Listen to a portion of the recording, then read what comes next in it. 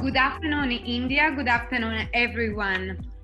I am Paola Martani, the international columnist for Asia One magazine, and today I have the amazing opportunity to interview an amazing personality. But before reaching to that, let me spend a few words about Asia One magazine. Asia One magazine is an international media house and the only business and new magazine with pan-Asia presence. We are the pioneer and now expert of research-based listing of brand and leader in Asia and in the Gulf Cooperation Council.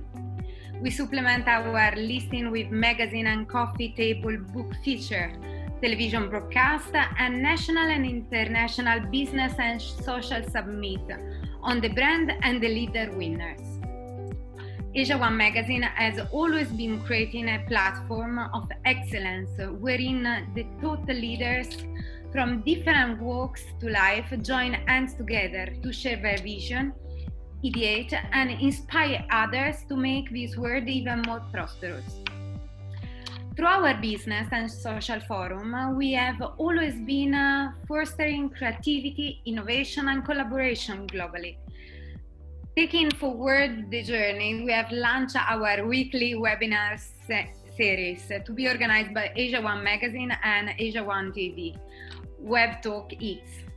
Web Talk X is an interaction platform with discussion happening over many interesting topics on business, economy, marketing, branding, lifestyle, and much, much more. Simultaneously, this is also an exciting online networking platform.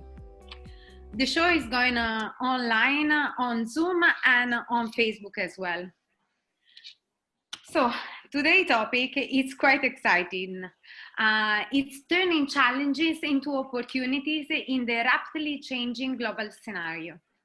And the amazing thing is that we have here with us Mr. Ashish Kumar Chauhan. Welcome, sir. How are you? Thank you, ma'am. Doing well. Doing well. You are in Mumbai, right, in this moment? Yes, please. I'm in Mumbai. Yes. You seems very well. We are very happy about that. I'm very excited to interviewing you. So forgive me sometime, I'm a little bit, my voice is trembling a little bit because I was looking for today's interview.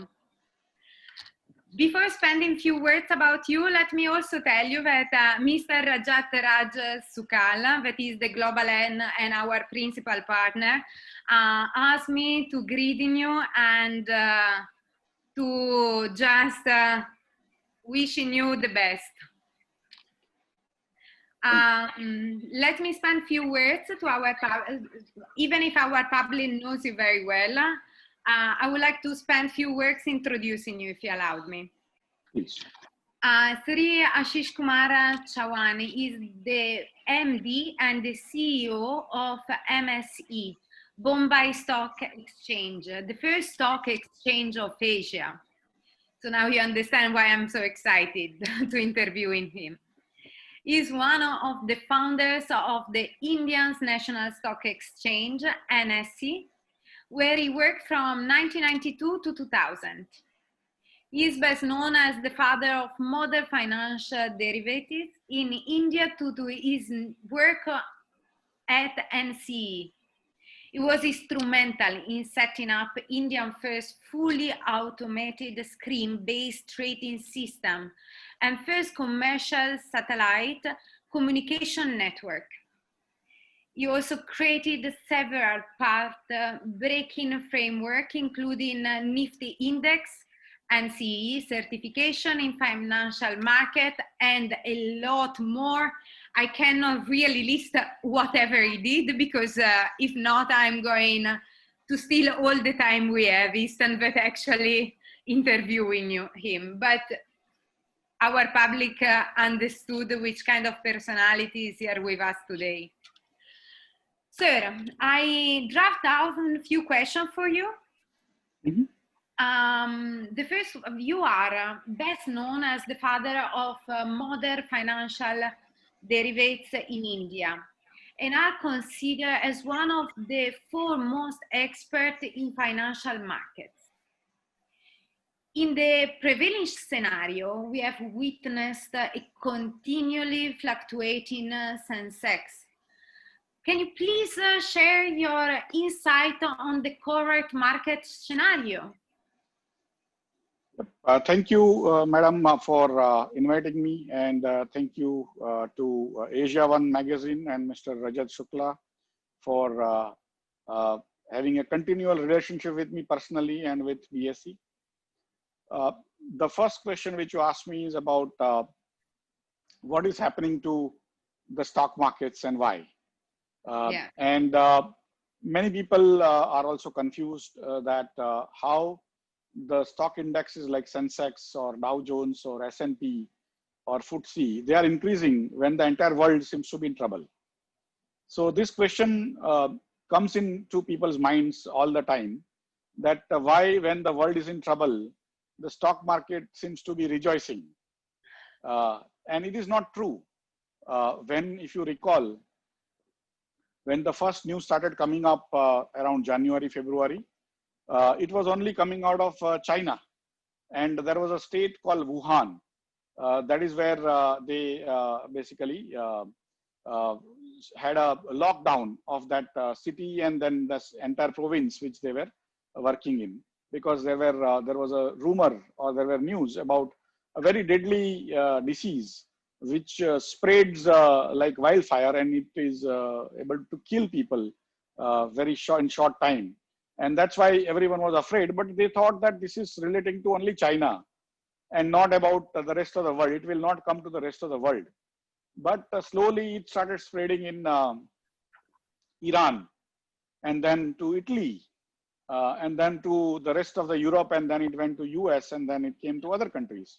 And when it came from January onwards, slowly you would have seen that the markets fell down by almost 40–50% across the world.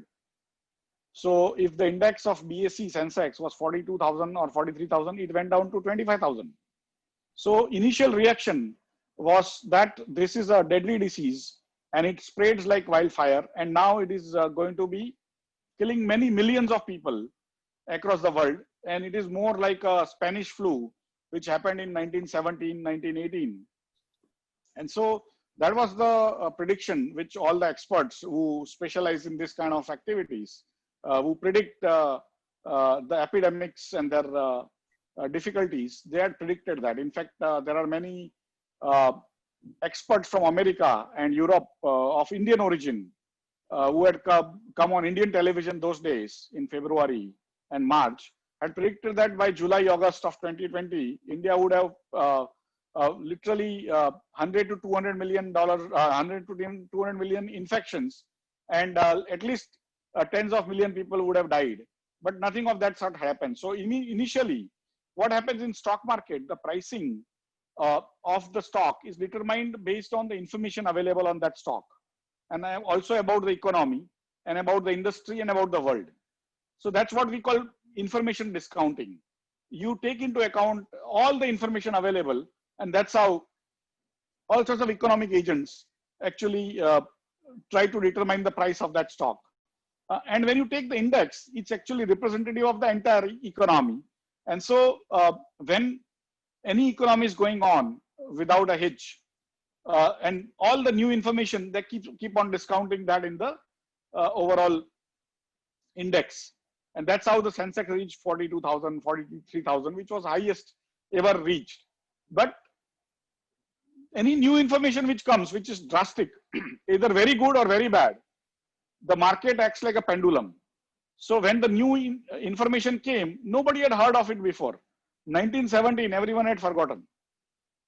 Suddenly in 2020, after 103 years, this thing comes back, or similar thing comes back, and it was what they call black swan event, which is unheard of, unthought, nobody thought about it. And that's where the market fell down suddenly, saying that now in next 30–40 years, if so many people are going to die, probably 5% of the world population, 10%, 20%, then next 30–40 years, it will take the mankind time to get adjusted to the new realities. And that's how it fell. And then slowly, the disease spread even more. But the predictions, which were very, very difficult, did not come true. Even now, the world doesn't have 20 million infections officially, and very few deaths across the world. And that's where slowly across the world, the indexes went up. The second part which happened is that as a reaction to the entire economic system breaking down or closing, all the governments across the world started putting a lot of liquidity into their own economies. So America has put in a lot of fiscal, that is, they have distributed a lot of money to poor people, but they also put in a lot of money into their banking system to give it to the companies. Similarly, Europe, even UK has given 80% salaries to people who have been thrown out of their jobs for so many months. And so every country and every society, whatever their capabilities, they have put in money. It has been said that in first 3 to 4 months of the pandemic, from February to May, the governments of the world put in close to $12 trillion as additional money. And that money has come in free. Nobody has earned it, but that money is now chasing the stocks. So there are people sitting at home earning, but doing nothing. They are putting money into stock markets. They are called Robinhood investors because there is a website or there is a mobile application called Robinhood in America, where youngsters are putting money into companies which they have never heard of.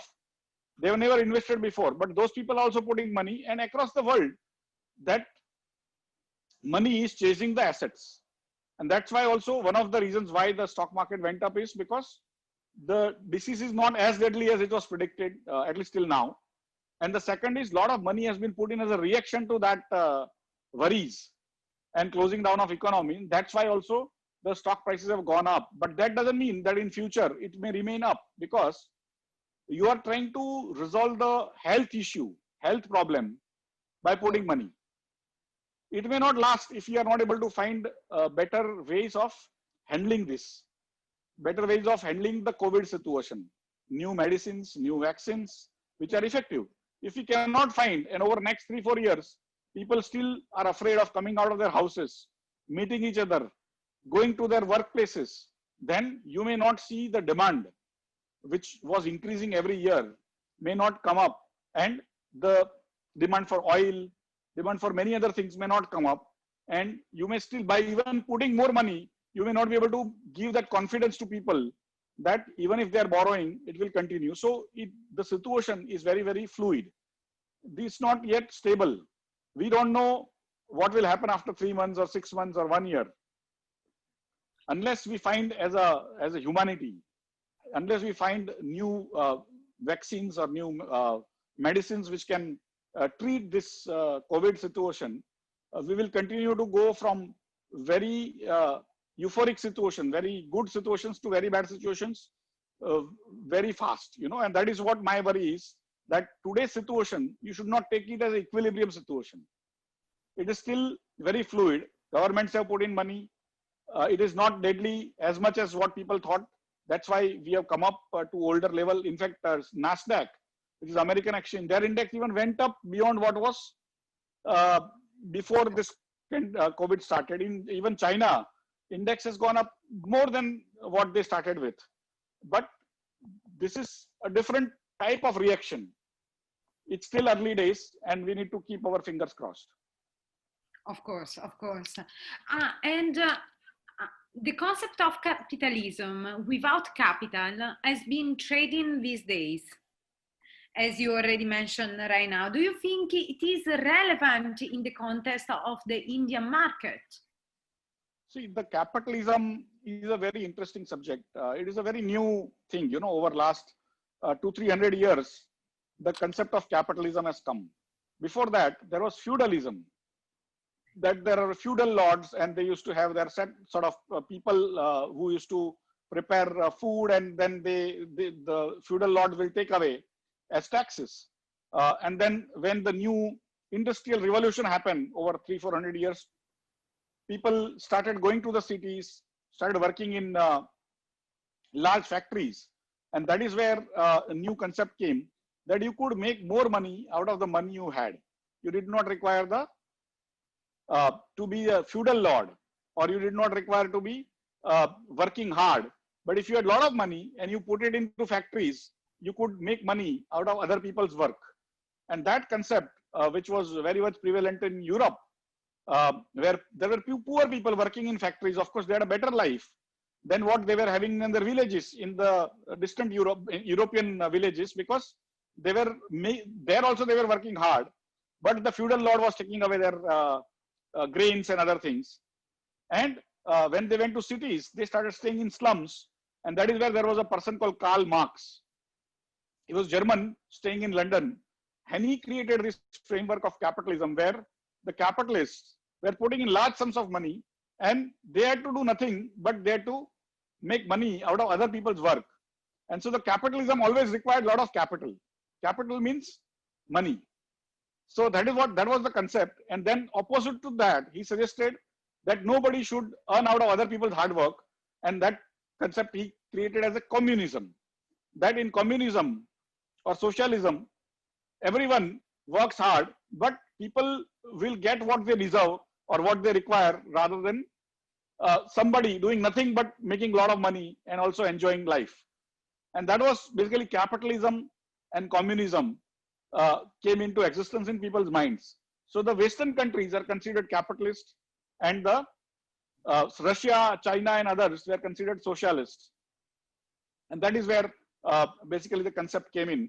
But in capitalism, of course, over last 50, 60 years, it has been realized that communism also doesn't work as it is, because there are greedy people there also, and they end up earning out of other people's money and other people's hard work and so on and so forth. And that's where capitalism triumphed. In 1990s, the Russia fell, even China became market oriented and so on and so forth. And that's where capitalism kind of triumphed. But still there was a concept that if you had to make more money, a lot of money, you have to put in a lot of money upfront. You have to invest that much money. And that's why not many of us as individuals or people from poor countries had that type of money. Only few people on the top had that kind of money, and they invested and earned out of other people's money.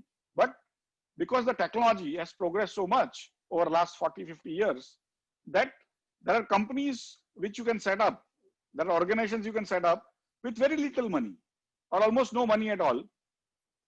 And they can grow up so fast in such a short time that you can become billionaires without investing billions or even millions or even 100,000.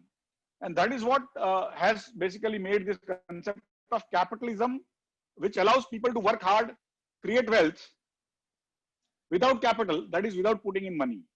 And that is the concept in which you might have seen, like Microsoft.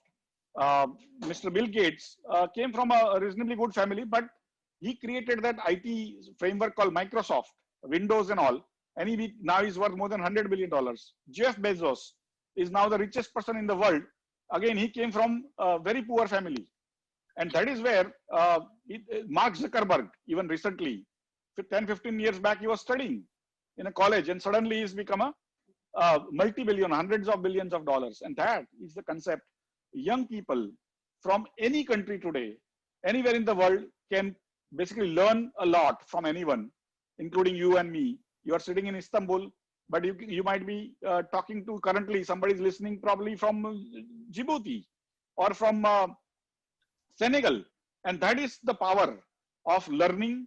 That is the power of once that person learns and he or she is able to create organizations which can become multi-billion dollars without putting a lot of money. And that is the concept of capitalism without capital, where poorer countries, even in poorer people in rich countries, now first time in the history of mankind, have a chance to improve their life substantially, create huge wealth without starting with good wealth, right? And that is what is so exciting about last 5 years and probably 50 years coming forward, that every young kid, whether he comes or she comes from a poor family or a poor country or a rich family or rich country, has broadly similar chance if they are able to work hard, learn newer things, and make what is useful to the world. Then they might be able to make billions of dollars as wealth for themselves and their societies. So I believe this is more but relevant for the Indian markets. Yes, in India also we have so many examples of billionaires coming out of nowhere. Like there are Bansal brothers, Binny Bansal and Sachin Bansal. They have become billionaires. There is a person called Vijay Shekhar Sharma who is owning Paytm, and he's worth today's newspaper saying he's worth $3 billion. He was an engineer in Delhi where he worked before, and he started this firm to make payments processing, and now he's worth $3 billion in last 10 years. And that is the magic, that is the lure, that is the way Indians who came from nowhere have made their lives, have become richer, and that is giving tremendous hope to young people that they can also do it. And that, I think, is why I promote this concept of capitalism without capital, that it's one way to distribute money to people, little money, and nobody becomes better. But here, this kind of achievements by young people is giving tremendous hope to other young people that they can also make it, and it's creating entrepreneurial society in India. Today, literally every city, every town are having people, young people, setting up their businesses in using information technology, using biotechnology, using drones, using space technology, even in traditional business like agriculture. I meet so many youngsters who are using the modern technologies, satellite images, drones, and other things to go into even agricultural production. And that is what India's young people who are so intelligent and so brilliant, they are learning from rest of the world and actually going to make India a better place to live, but also create tremendous wealth. I completely agree with you. I completely agree. India is famous to have a really sharp mind. That is without any doubt. Staying in India and trying to understand more, the PM Modi ji has appealed to India INC to turn the current crisis into an opportunity. What's your vision on the line of action in these regards? See, basically, any difficulty that happens, you can feel bogged down, feel weighed upon, and sit there doing nothing. Or you try to figure out how to come out of this and become even better. So the way I look at it is, this crisis is not only Indian crisis. It is the crisis for the world. And each society, how they handle themselves, is what is going to define the future. Where you are is not important. Where you came from is not important. What you were earlier is not important. But how you handle today and where you will become or where will you go is what is important. For example, India's per capita GDP is only $2,000 per annum even now. But India, during the crisis, has provided medicine to every country in the world. Isn't it so great that a poor country is giving the medicines, and many countries we have given it by donation. We have not even charged, because it's a humanitarian crisis, and India has taken this as an opportunity to improve its relationship, its standing in the world. Second thing is that today, because of the technological prowess of India, many European companies, many Japanese companies, many American companies have their people sitting in India, providing them support across the world, technological support, even running of those activities. And despite all the lockdowns and other things, despite this great crisis that has engulfed the world, all the banks of the world have run well. But most of those banks had back office support or technology support, technology software providing by Indian people sitting in India. We have made the world run. We have, of course, made ourselves run. Our stock exchanges worked very well. But we have made the world run with our hard work, despite all these difficulties.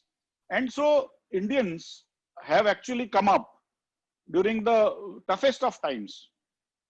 And similarly, as I told you about medicines and healthcare, India has also sent doctors, nurses to the rest of the world to ensure that basically the rest of the world is helped in whatever way we can. India has also started exporting personal protection equipments, PPE kits, those white things you wear, or the masks and other things. 3 months back or 5 months back, India was not producing single full PPE gowns. Today, India is exporting. So Indian entrepreneurs, in fact, India was not making even ventilators. Today, at least 5 companies are making ventilators, which is considered very high tech for the medical equipment related areas. And so many new vaccines are being developed across the world. Many of them are actually being tested in India, manufactured in India. That may be designed or planned in, say, London or in UK. But when it comes to mass manufacturing of those vaccines, it is being done in India. So India is now taking the bull by the horn, taking this opportunity.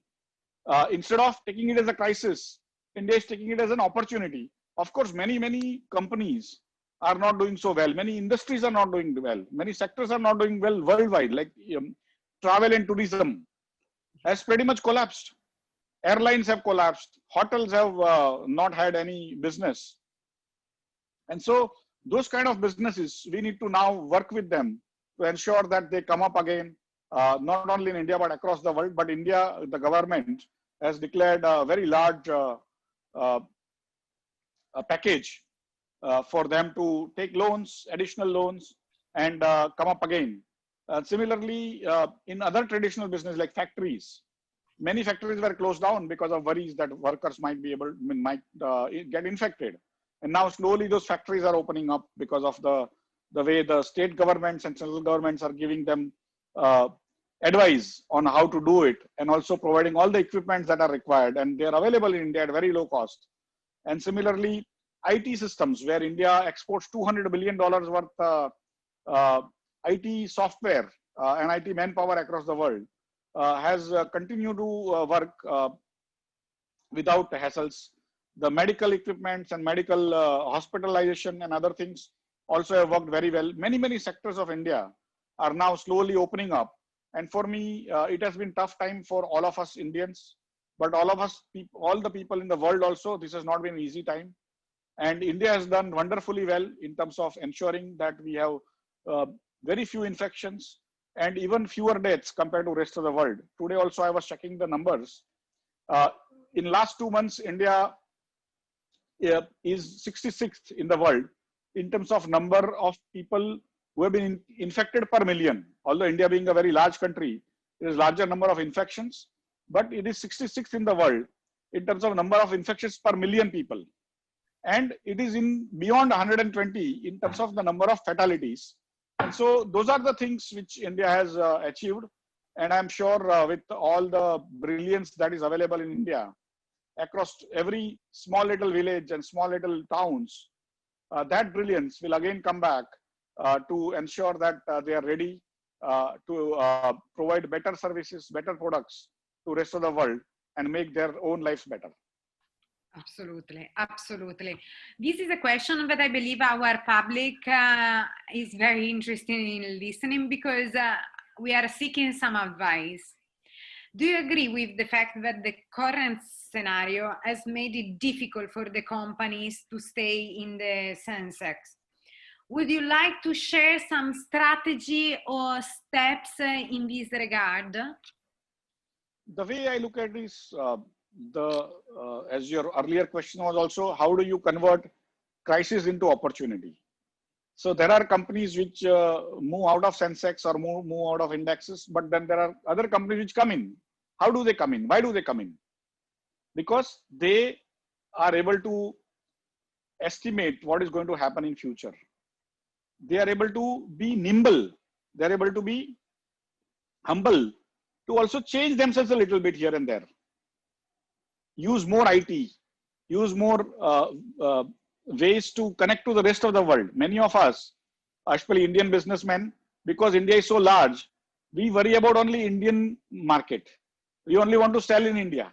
We want to only buy from India our raw material and sell it to Indians only. But this is a time to also look abroad. This is a time to also use internet, mobile technology to make other newer customers or newer vendors. It's also a time to learn newer tricks create newer products, what they call pivot in the high-tech area, that you have to continue to do what you are doing, but move little differently also and create. If you are making shoes, you can make shoes which are slightly different, which might have better market abroad. Or if you are making medicine, which is one type, if you start making another type of medicine, then again, there might be more demand. And there are many, many Indian companies have done wonderfully well in this direction, especially IT companies, medical supplies companies, pharmaceutical companies, even manufacturing companies who were doing like one car, largest car manufacturer in India took 2 months to make the best ventilators now. So they have gone into production of medical equipments in addition to, because the cars were not being sold. So they thought they will use the their ability to manufacture. They've gone into ventilator manufacturing, also from humanitarian side, that they were trying to help India to create ventilation. But Maruti, which is the largest car manufacturer, have gone into producing ventilators. So the innovations have no limits. Yes. The only thing you need to do is to not get bogged down, not to create a mindset that is so difficult that I can't survive, and you keep on worrying about yourself. Instead, you start thinking of getting into newer businesses, newer things, newer ways of doing the same old things, cutting your cost, training your people, and so on and so forth. And that would be the best way you will be spending for your future growth. Thank you very much, sir. Thank you very much. Stay in this current pandemic. What if I ask you your message to the business community who looks up to you for inspiration? We have many here among our public who really would like to hear a message for you in the light of the current situation. The way I look at it is that India has a great opportunity. India also has come into the crisis. All of us have come into crisis personally. But in a way, if world was at 100 units, it has come down to 60 units. And India was at 50, we have come down to 40. So in a way, in the new race, if we start running now, we have a good way to catch up with the rest of the world, which has gone far ahead of us due to 300-400 years of not catching up to new technology. Today, India is ready. India is equipped. All the young Indians, even old Indians, are able to use technology very well compared to any other country. They're able to invent newer things. They're able to do newer things, even in traditional businesses. And that is my hope and my request to every businessman, every employee who is working for other people, that take this as an opportunity. Anyway, we don't have choice. Crisis is available, or crisis is impacting everyone, every country, every community, every businessman. But it is how we take it up in the lowest way, because Indians are also very good at using frugal technologies, frugal way of doing things.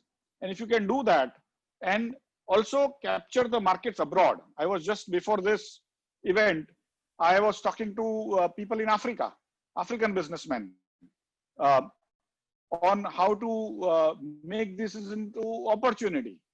And they are also excited about doing business with India. And Indians also now need to work with other people. And I think Asia One can play a big role in connecting Indian businessmen with the businessmen in Africa, businessmen in Gulf. And good thing is there is an Indian community in every African country, every European country, in America, everywhere there is a large Indian community which we can connect to and ensure that we provide good quality goods and services at very affordable prices to them. And I'm sure in next 10-20 years time, Indian businessmen will take this time as something of preparation, something of meditation, something of changing the way they were doing old things and getting into newer things. Thank you very much, sir. This interview is not exciting only for me, but I was just checking now the question from our public, and I see we have a lot of students here with us. So I'm going to ask you a few questions from our students that are following us in this moment that would like some suggestion from you. The first question from the public is, any stock market advice for students like me to invest? For anyone, my advice is that investment is not a short-term activity. Many new people who come to the stock market, either young or old, they watch television, they get a lot of messages. They also get impressed by people who make money very fast. Investment is not a short-term activity. It takes 3, 5, 10 years for a company to give you those returns in case you have identified good companies. Not when you buy in the morning and sell in the evening. That is what I call trading or speculation. Please, if you are new, if you are not an expert, don't get impressed by all the fast trading, because fast trading is a zero-sum game. If I make money, you lose money. And usually the newcomers lose money. But if you are investing for 3, 5, 10 year horizons in multiple companies, not one single company, then you are creating good risk management. And also you are going to participate in the growth of the economy, which is not a zero-sum game. It's a positive sum game. So nobody loses in that game. And you are not going to pay so much of brokerage and so much money getting lost. So my request is, become investor. Don't think you are an investor when you are trading every day. That is not being investment, right? That is not becoming investor. And that is one part. Second part is, don't get involved in high risk instruments or high risk companies. Derivatives and all are very high risk activities. And so sometimes you might make money, but largely speaking, it's an expert's game. So somewhere on the line, you may falter and lose all your savings, because your saving is important to you, not other people. Don't trade based on other people's advice on television. Many people think the television people who come on television are experts. They are experts. But if somebody is telling you to buy a stock, and if he was an expert and if he had your heart, I mean, your interest at his heart, do you think he will do that? He will tell you to buy. First, he will buy that stock. Ne? Of course. Right? And then when he wants to sell, then he will come and tell you to sell, to buy, so that he can sell to you. So don't believe anything blindly, and be aware. And that happens with all the WhatsApp messages you get, all the analysis you get on websites. Please study yourself, become expert yourself. If you cannot, go through other experts, like mutual fund managers, like portfolio manager people who are registered with the regulators, so that they have been equipped and they are good as experts to manage your money. Test them with some little money first. And if you have other jobs, better to put in money only which you can afford to lose, because otherwise you may lose all your savings. And that is something I will not advise you to do in stock markets. I hope this has answered you questions.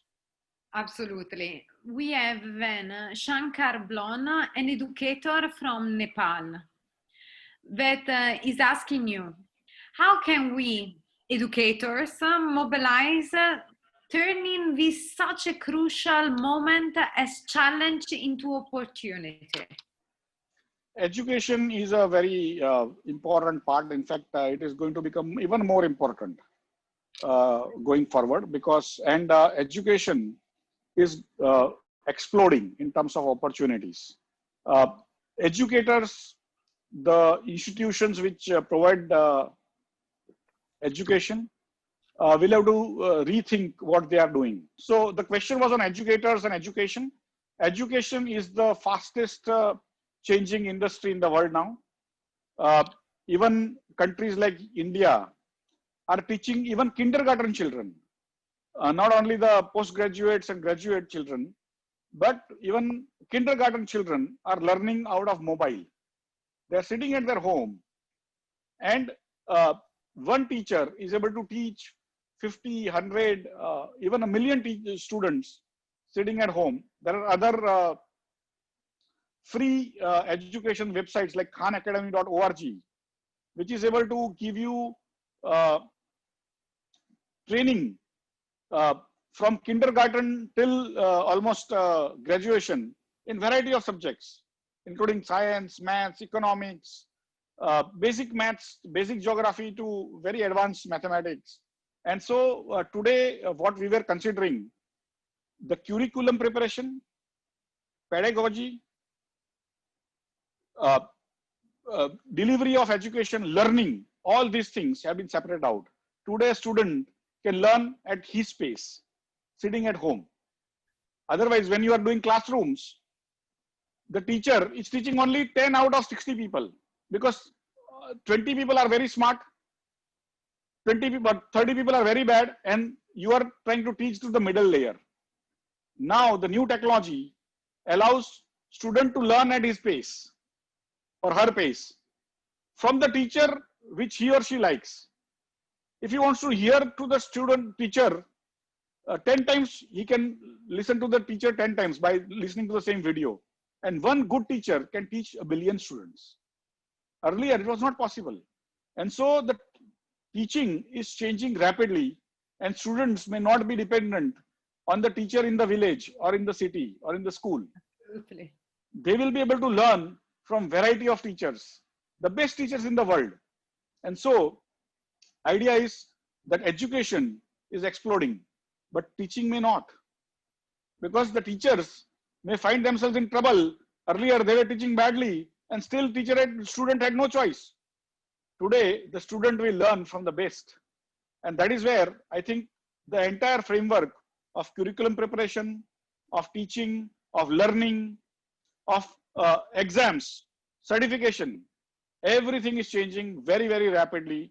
And it is up to the educator to figure out where they fit into the new world. And the cost is becoming zero. Like today, we are discussing this zero cost to everyone. But similarly, there are massively open courses which are available, and automated courses like khanacademy.org, which cost you zero. You can learn as much as you want, in any direction as you want. And that is going to change the world very rapidly in the next 5 years. On this note, Daira Modi asked a very nice question. In India, students of class 11 and 12 generally don't get any information about stock market. Why don't the BCE start a course on stock market and analysis? Yes, we do have tied up with the state governments and central government, where they are putting a little bit of information on stock markets. But BSE also runs many courses across colleges and schools in the country, also through television and websites. BSE does training programs. BSE Institute, which is a 40-year-old organization, provides courses which are more detailed, from 3 hours to 3 years of courses, where you can do certification, or you can do even post-graduation in finance in stock markets using BSE Institute. And so there are many, many things. One of the competition BSE Institute runs is called Financial Olympiad. There are 300,000 students across India who participate from village level, then at the town level, then at the state level, and then at the central level. Almost 300 boys and girls, the BSE Institute pays for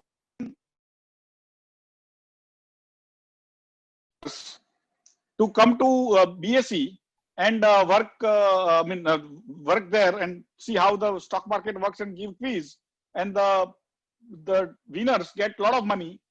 So we try to promote safe investments, not the speculative investments in a way, but from childhood onwards we try to do that. Sir, for our participant, can you repeat once more the name of Olympia? Finance Olympiad. Finance Olympiad. Financial Olympiad. So Yes. all our participants hear it again and can search Correct. it. Correct. Thank you very BS much. Institute. BS Institute runs it. Yes, Institute. of course. Of course. Sir, I'm going to steal some more minutes from you, really little, because we have 3 questions more from our participant. The first one is, sir, what is the future of Indian stock market? Is it good or bad? In a way, if India's future is good, the stock market represents India's economy, right? So if you think India is going to progress, then India's stock market future is very good. For me, I have this hope that Indian people will make at least 25% of the new wealth that is going to be made in next 50 years. And that wealth is going to be more than what we have today as the world. So India is going to make $90 trillion of more wealth in next 50 years compared to what it has today of around $9 to $10 trillion. So India will go from $9 trillion to $100 trillion in next 50 years. And that is a great opportunity to create a great amount of wealth going forward. And if you want to participate, I think you will not be disappointed. Just to give you last 40 years how India has done. If you had invested 100 rupees in Indian stock market in 1979, today that money would be worth 56,000 rupees, 560 times. No other asset class has given that kind of returns. That includes 39,000 rupees by way of the capital and the remaining 17,000 rupees by way of dividend which those companies paid. So effectively, gold has not given even 10% of that returns. Yeah. Bank deposits have not given those kind of returns. Insurance has not given those returns. Stock market has given you 56,000 rupees out of 100 rupees. And that is what the magic of the investment in ownership of equities is, So Anurag asked, is it good time to invest in stock market now? If it is, why? And if it is not, then why? So he's asking mainly, Anurag wants to know, is it a good time if I invest in stock market? Every day is a good time, provided you are an investor. If you want to buy today and sell tomorrow, no time is good. Nobody is a god to figure out that tomorrow what will happen. But on a scale of 5 years, 10 years, 20 years, 30 years, if India is going to do well, stock market will do even better. And you have seen in last 40 years that 100 rupees became 56,000 rupees. If you put in 56,000 rupees now, after 20 years or 40 years, it can become even more 56,000 times, And that is what you need to keep in mind, that a growing country, a growing economy is going to give you much more return than the growth rate. If the India has grown at 6% in last 40 years average, Indian stock market has given returns at 17% per annum on compounded basis, right? So when the economy grows, the markets grow at even a faster rates, and that's what you need to keep in mind. Sanchita now is asking, because she say people are a little bit afraid about the stock market because they think it's a sort of gambling. What do you think about that, sir? That's what I have been telling for last 30 minutes, that if you do it for short term, it is gambling. If you do it for long term, you are participating in the growth of the economy. So you basically, you want to go and work in America, but you come to know that in America, there are people get killed on the road because of the gun culture. People are afraid, but then they take risk and go. But only if you don't get frightened that you will take that risk. And America is a land of opportunity. And you may be able to make a lot of money there. But if you are afraid, nothing will happen. At the same time, if you go and come back because you get afraid, again, nothing will happen. You have to wait there, create skills, learn there, and be there for 10, 20, 30 years. Similarly, in stock market, if you want to do buy, sell, please don't come. You will lose money. Very seldom people make money by just buying, selling. But if you want to invest for next 10, 20, 30 years, stock market has given the maximum returns in last 40 years in India. And if it continues to grow, if India continues to grow at the same pace or even better, then Indian stock market is going to give you even better returns going next 30, 40 years. Ashish, you were amazing because I was able to understand whatever you say. Thank you. And before this interview, I didn't know much about stock marketing and so on. So I really, really thank you. You were very clear in your answer. Now, I already stole 1 hour of your time. I'm really sorry for this, but our conversation extended. Just the last thing.